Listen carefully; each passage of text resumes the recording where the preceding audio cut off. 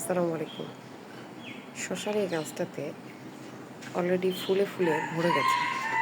তার মধ্যে অধিকাংশই পুরুষ ফুল হওয়াতে আমি প্রত্যেক ডালেরই আগাটা ছাঁটাই করে দিয়েছি এবং ছাঁটাই করার মোটামুটি ৭ দিনের মধ্যে আলহামদুলিল্লাহ এইভাবে ফিমেল ফুল আসতে শুরু করেছে। এখন দেখা যাক আল্লাহ কি রেখেছে। এখান থেকে সত্যি কোনো শশা পাওয়া যায় কিনা। এই যে দেখুন, অধিকাংশই পুরুষ ফুল।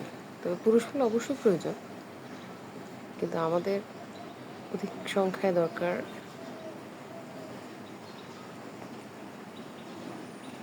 এই মেয়ে ফুল, যেটা থেকে কিনা আমরা শসা পাবো।